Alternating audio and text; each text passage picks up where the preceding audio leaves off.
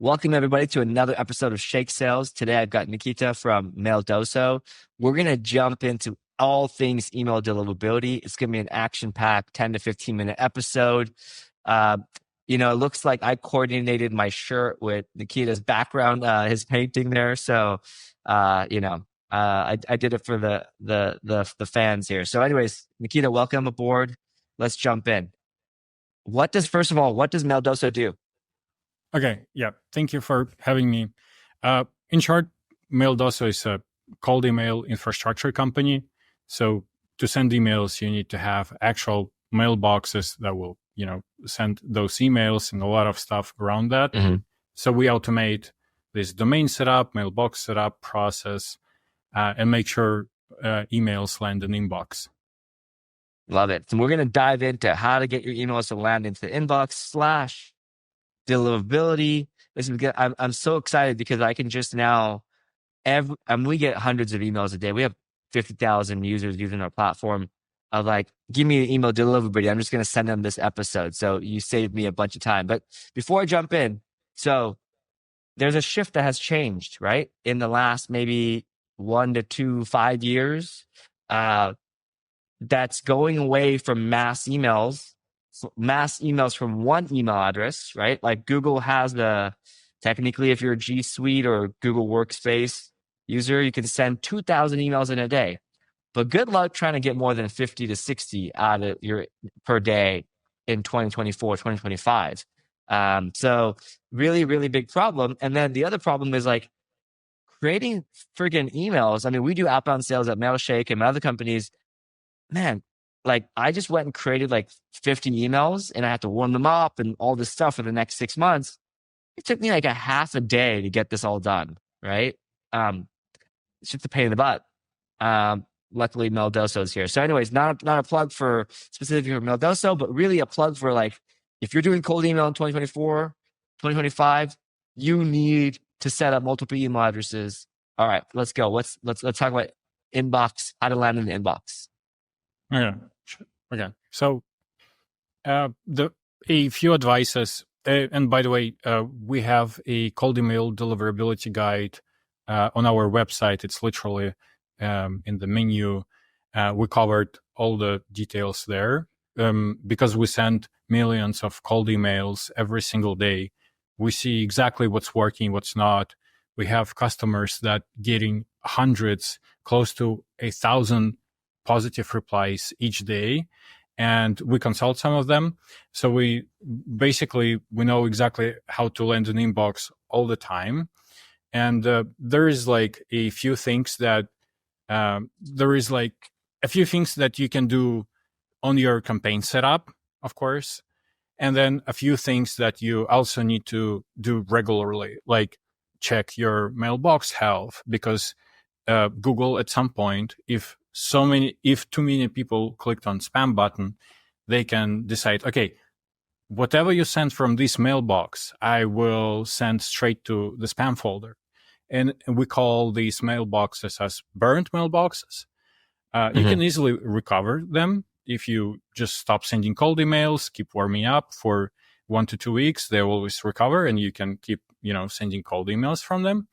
But it's important to kind of monitor their health, because you just might not realize that half of your mailbox is burnt, and then, it's just pointless to kind of to waste leads and stuff. So this is important one. Of course, at Maildoso, we automate this process, but also you can use other tools on the market to do this, like Glock apps. MailReach also have a great tool for inbox placement tests. This is a very important aspect. Regularly, like just, at least a few times a week, check your mailbox health. Also, you can also do it yourself. Just send an email from your mailbox to your mailboxes on Google and on Microsoft, and see where it lands. Just regular email, something neutral, like, hey, how's it going? That's it. And see where it lands. If it lands in inbox, that's fine. If it lands in spam, it means it's burnt. This is a simple test. anyone can do. So I want a quick question on that. So if an email is burned, do you recommend just moving on, or do you recommend trying to warm it up and fix it and fix the deliverability? Yeah, you can recover it. It's just like it takes only 1 to 2 weeks to wait. You have to keep keep warming them up, but they will recover in 2 weeks. Always recover. Like Cool. I haven't seen any case. Like there was like a couple where it took like 4 weeks, but in 99% of the cases, it's 1 or 2 weeks. Cool. Yeah, so this is important aspect. Also, the things connected with your email copy, of course. So the spam filters, they analyze content of your emails, and then basically, if you send HTML emails, I have bad news for you. It's possible to land HTML emails in the inbox, but the reality is that spam filters consider them as riskier because you can insert a virus in there, and their main goal is to protect their customers from viruses and all that stuff. So but just basically switching to plain text format, meaning no HTML, no open rate tracking, you will drastically increase your chances to get into inbox. And a lot of people say that after the moment they just enable this, send plain text emails, they start seeing huge increase in reply rates.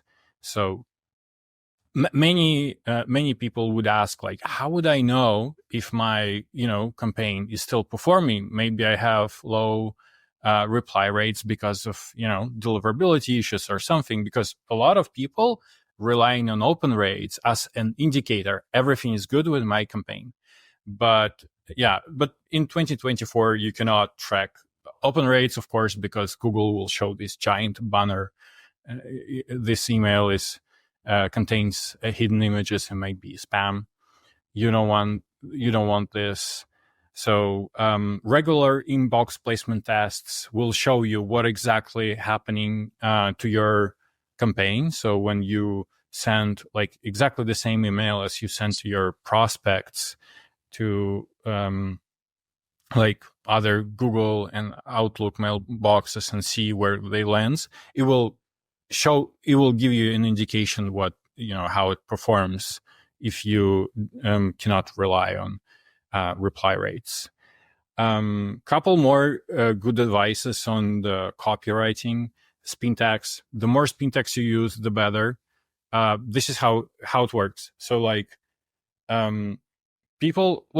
you send unsolicited emails, so naturally some people will click on spam button. They even if you send like your newsletter, they click on spam button even in these cases. So but they will click on spam button, and then Google and Microsoft will spin up their machine learning algorithms that will identify what's common between those emails that were marked as spam versus emails that weren't marked as spam. And what they will find a few keywords in your emails. They use machine learning, nothing crazy, but they will find a few keywords in your email copy, and they will start banning all emails. Like whatever you send will land in inbox except emails that contain those keywords. And as long as those keywords in your copy, it will not perform. So the best way to kind of outrun it is to always have a lot of spin tags. This way you guarantee that even if they bans like add certain keywords into their filters, at least some percentage of your emails will land in inbox.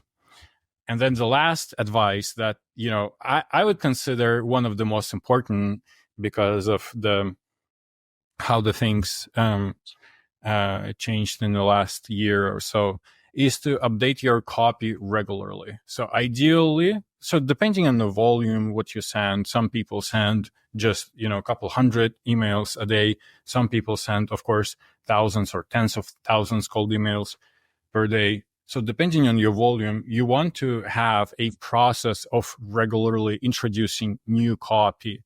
And it should be like a completely new copy because spam filters, they become smarter. Eventually they pick up a pattern in your emails and you want to have like something fresh. But luckily you can use AI for this. This is a, very fast process. Just, insert your, like, type your old copy, say like, can you give me something new? And then boom, you have like 5 alternatives with spin tags. There is a lot of tools that also do a great job with this. Um, yeah, that will help you to automate. So yeah, but there is like a lot more details that like things that you need to do. As I said, they are all covered in our deliverability guide, but these are the most important ones. Yeah, we'll definitely link to the deliverability guide here in the show notes as well as our blog post covering this. But I really appreciate your advice. I think it's very, very helpful. My head hurts from just like nodding in agreement. Um, this is like this is really the some of the basic principles to start sending effective emails and cold emails. And if you get this all wrong, it doesn't matter how amazing your email looks, you're offering. If you land in the spam box or your emails don't get through, nothing else matters, right?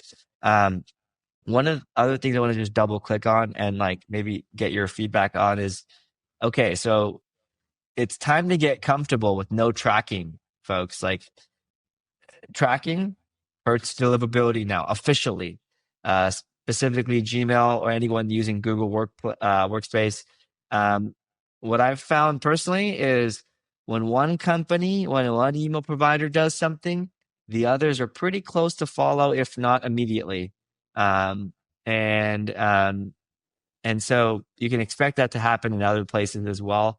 If it hadn't already been happening on the corporate or enterprise level, if you email someone with like Barracuda security and like they're never going to be able to click on your links. And so just get comfortable with no tracking. Here's the only metric that matters. Your reply rate, your meeting booked, or your conversion rate to a sale, right? Because I could send 1,000 emails today. Let's just say I email every one of my contacts. It's not even a cold email. And I said, reply to me if you're my friend or if you know me. Everyone could reply, right? Um, but like the open rate, who cares if they open it? I want the reply. I want the people who are going to take the action. If I said, hey, everyone, like buy my service and no reply to get a free link and no one replied, well, like it makes no difference if everyone opened the email. So just get comfortable. What are you thinking? How do you look at tracking in general these days? We don't use, like, when we run our campaigns, we don't use, of course, open rate tracking. We do inbox placement tests to see how our campaign's performing and look at the reply rates. Exactly as you said, this is one of the most important things you need to focus on. Love it. Awesome. Nikita, thank you so much for your time. I think we got like 15 things we need to all do in our emails. I got to go look through mine and, good reminder to change up your copy every once in a while. Uh, and we'll link to the show notes. And again, where can people follow along, learn more, buy your service or your product? Sure. Thank you for inviting. It was a interesting conversation.